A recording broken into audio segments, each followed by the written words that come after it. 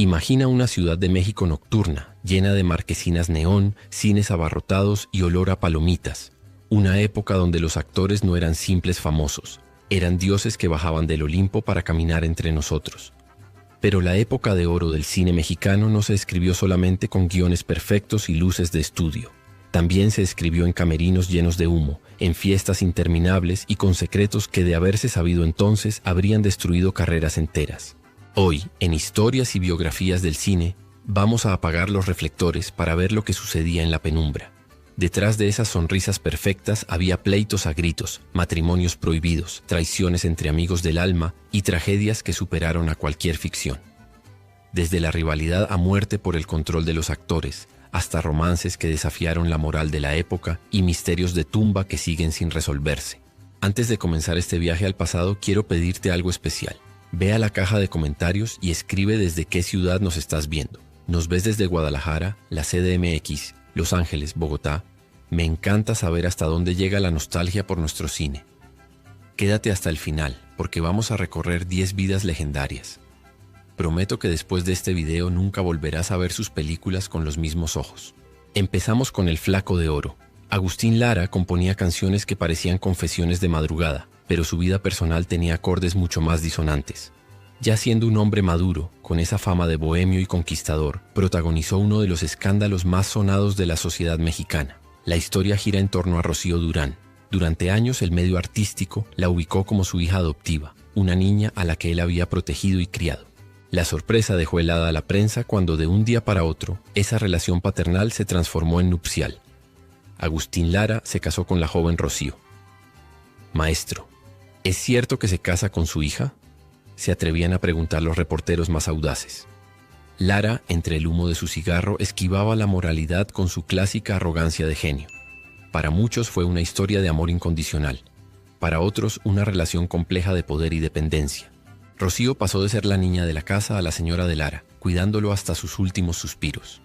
Fue un romance que, como sus boleros, mezclaba la devoción con algo que la sociedad de la época no lograba digerir del todo. Si había alguien que no se dejaba intimidar por nadie, esa era Katy Jurado.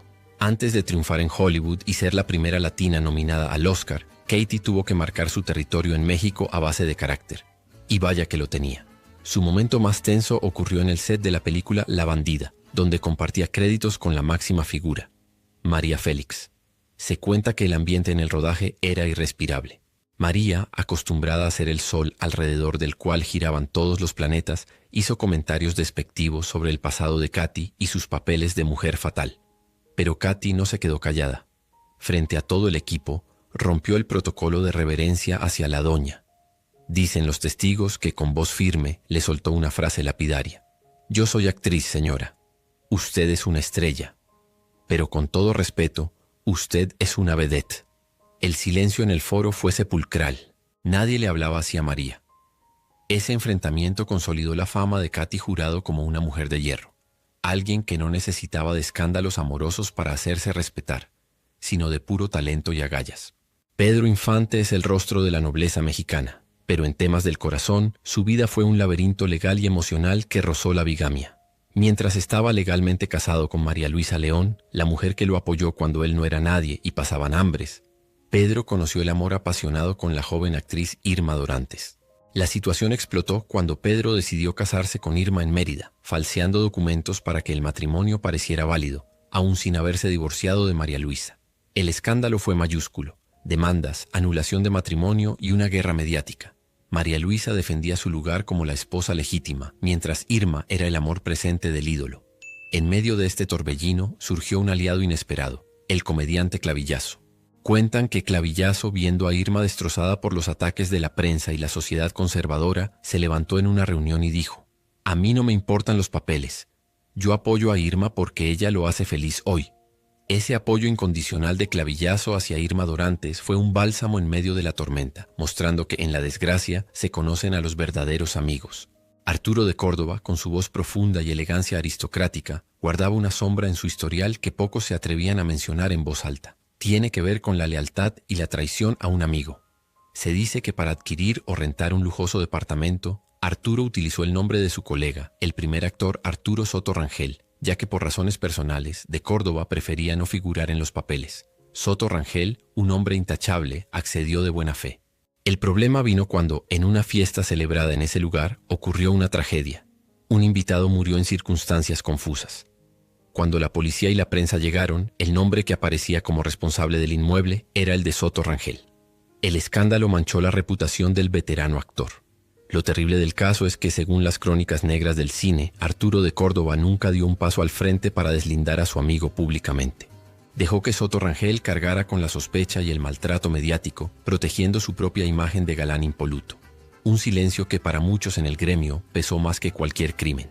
La cubana de fuego, Ninón Sevilla, no solo encendía las pistas de baile. Ella es la protagonista de una de las anécdotas más macabras de la industria, relacionada con la muerte del gran Joaquín Pardavé. Existe una leyenda urbana persistente en México que dice que Pardavé fue enterrado vivo debido a un ataque cataléptico. Aunque la familia lo ha negado 1000 veces, la historia se alimentó, en gran parte, por lo que Ninón contó. Se dice que, por cuestiones legales o testamentarias, el cuerpo de Pardavé tuvo que ser exhumado poco tiempo después de su entierro. Ninón, cercana al actor, estuvo presente o tuvo acceso a la información directa de ese momento. Según su testimonio, al abrir el ataúd, el cuerpo no estaba en paz. La actriz habría descrito con horror que el rostro de Pardavé tenía gestos de angustia y que la posición de sus manos indicaba una lucha desesperada por salir. No estaba como lo dejamos, habría susurrado Ninón. Verdad o sugestión, las palabras de la rumbera cimentaron una de las historias de terror más famosas de nuestro cine. Regresamos con la doña, porque una sola anécdota no basta para definirla. María Félix vivió bajo sus propias reglas, y eso incluía sus afectos más íntimos. Mucho se rumoró sobre su relación con su secretaria y asistente, Rebeca Uribe. Más allá de lo laboral, se hablaba de una conexión emocional profundísima, una complicidad que los hombres de su vida rara vez alcanzaron. Cuando Rebeca falleció, María quedó devastada, confirmando que ahí había un lazo que iba más allá de la amistad. Pero si hablamos de pasiones materiales, está el caso del famoso collar de esmeraldas. Tras su breve matrimonio con Jorge Negrete y la muerte del charro cantor, se desató una guerra por la herencia. La familia de Jorge reclamaba, entre otras cosas, un collar de valor incalculable que él le había regalado a María. La respuesta de María fue digna de su leyenda. Se negó rotundamente a devolverlo. Lo que me dio Jorge me lo dio en vida y por amor. Y de aquí no sale, sentenció. Ese collar se convirtió en símbolo de su carácter. María no pedía permiso ni pedía perdón. Se quedaba con lo que consideraba suyo, costara lo que costara. Detrás del peladito que hablaba mucho y no decía nada, Mario Moreno Cantinflas era un hombre de negocios astuto y a veces implacable. Su poder se notó en la política sindical. Su rivalidad con Jorge Negrete por el control de la ANDA, Asociación Nacional de Actores, fue legendaria. Mientras Negrete era el idealista combativo, Cantinflas era el pragmático. Tuvieron enfrentamientos a gritos en asambleas que dividieron al gremio en dos bandos irreconciliables.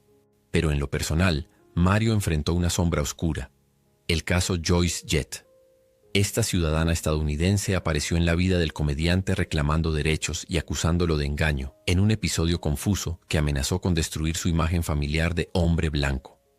El caso se manejó con un hermetismo brutal, abogados costosos y arreglos fuera de la corte para silenciar el escándalo. Y al final, su legado también fue caótico. La herencia de Cantinflas provocó una guerra familiar que duró décadas. Hijos, sobrinos y nietos peleando por los derechos de sus películas. El hombre que unió a México con la risa dejó a su propia sangre dividida por la ambición. Germán Valdés, Tintán, el Pachuco de Oro, era pura alegría en pantalla, pero su corazón sufrió por rivalidades profesionales y amorosas. La más dolorosa fue por una mujer, Rosalía Julián, una de las hermanas Julián. Tintán estaba perdidamente enamorado de ella, pero se encontró con un rival de peso completo, Jorge Negrete. La disputa por el amor de Rosalía creó una tensión enorme. Negrete, con su estampa de charro y voz de barítono, representaba la formalidad que Tintán desafiaba. Aunque Germán logró casarse con ella finalmente, el proceso estuvo lleno de amargura y roces con el charro cantor. Además, Tintán sufrió el desaire de sus propios amigos. Se cuenta que Cantinflas, quien veía con recelo el ascenso del Pachuco, llegó a bloquearlo o a jugarle bromas pesadas en negociaciones con productores para mantener su estatus de cómico número 1. Una vez le cancelaron un proyecto a Tintán de último minuto por influencia de las altas esferas. Una broma que le costó mucho dinero y orgullo. Germán, noble como era, solía perdonar, pero nunca olvidó que en ese negocio la risa a veces esconde colmillos. El creador de la estética nacionalista, Emilio el Indio Fernández, era un hombre violento, apasionado y trágico. Su musa, Columba Domínguez, vivió en carne propia el infierno y el cielo junto a él. Fue una relación tóxica, llena de celos enfermizos, pistolas desenfundadas y arte sublime. Pero el golpe que realmente destruyó el alma del indio fue la muerte de su hija Jacaranda. La joven falleció en circunstancias misteriosas tras caer de un piso alto en una fiesta. La versión oficial habló de accidente o suicidio, pero Emilio nunca lo aceptó. Se dice que el director buscó culpables, amenazó gente y se hundió en una depresión agresiva. La muerte de Jacaranda fue el punto de quiebre. La relación con Columba se terminó de romper entre reproches mutuos por el cuidado de la familia. El hombre que había diseñado la imagen de México para el mundo terminó sus días solo, rodeado de muros de piedra en su fortaleza de Coyoacán, atormentado por los fantasmas de las mujeres que amó y que no pudo proteger. Cerramos con Jorge Negrete, el líder sindical y la voz de México. Su vida fue breve pero intensa. Ya hemos hablado de sus pleitos con Cantinflas y Tintán, pero su capítulo final es el más dramático. Su boda con María Félix fue el evento del siglo, la boda del pueblo. Sin embargo, la felicidad duró poco. Jorge ya estaba enfermo de hepatitis C, una enfermedad que lo consumía en silencio, mientras él seguía trabajando para el sindicato y el cine. Lejos de ser un matrimonio de cuento de hadas, fue una unión difícil, con dos egos gigantescos bajo el mismo techo. Cuando Jorge murió en Los Ángeles a los 42 años, el país se paralizó. Pero incluso en su muerte hubo controversia. Su cuerpo tardó en ser repatriado y al llegar a México, el duelo se mezcló con el morbo. Se dice que María Félix, al verlo en el ataúd, no lloró como se esperaba. Se mantuvo estoica, fría, lo que le valió críticas feroces. La muerte de Negrete marcó el inicio del fin de la época de oro. Con él se fue el liderazgo moral del gremio, dejando un vacío que nadie, ni sus rivales ni sus amores, pudieron llenar jamás. Estas historias nos recuerdan que nuestros ídolos, por más alto que brillen en la pantalla, están hechos de la misma carne y hueso que nosotros, llenos de virtudes, sí, pero también de defectos y secretos inconfesables. María, Pedro, Tintán, Cantinflas, todos ellos vivieron al límite, amaron con locura y pelearon con garra. Quizá por eso sus películas siguen vivas, porque tenían tanta vida real en las venas que traspasaba la pantalla.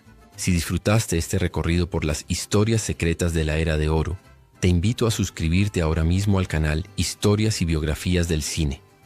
Aquí no solo vemos películas, aquí rescatamos la memoria de quienes las hicieron. Déjame en los comentarios, ¿cuál de estas historias te impactó más?